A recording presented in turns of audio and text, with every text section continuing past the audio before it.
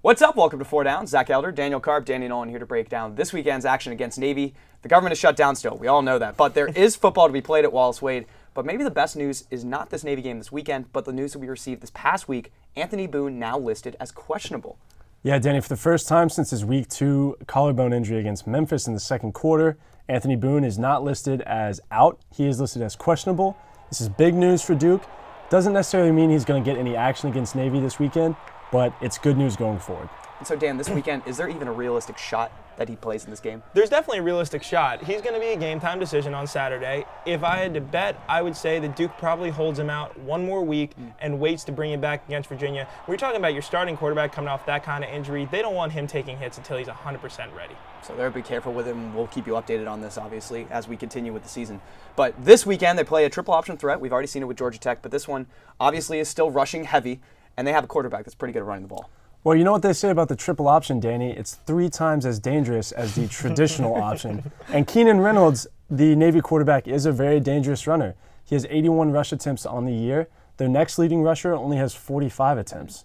So when you talk about the Georgia Tech triple option with a quarterback like Vlad Lee, who is more of a facilitator for the offense, and then we look at Navy, who has Keenan Reynolds, and he's really their go-to guy. He's the guy that they're going to give the ball to pick up big yards and big first downs.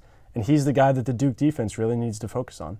And one of the interesting things about the way the Navy runs that triple option is because unlike Paul Johnson's Georgia Tech team, they aren't quite as married to the scheme itself. They'll try to throw out lots of different formations to confuse Duke. They'll take some snaps out of the shotgun. Although they'll still run the ball 80% of the time, they're going to try to do it in lots of different ways. So the rushing attack is obviously going to be a threat with the triple option, but you actually think this passing attack is very unique for Navy.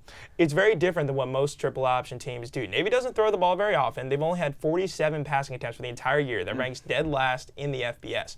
But when they do throw the ball, most triple option teams will always try to beat you deep when they're airing it out. They're going to try to make you pay for putting too many guys in the box to try to stop that run.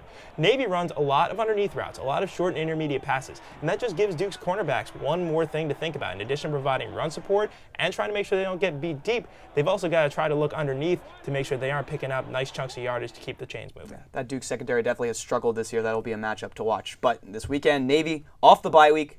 Duke, do they win? Do they not? Give me a score prediction. I think Boone or no Boone, Duke is going to win this game on Saturday. I think that they've had an extra week to prepare, and an extra week to prepare for the triple option is always a good thing. I say the Blue Devils take it 38-24.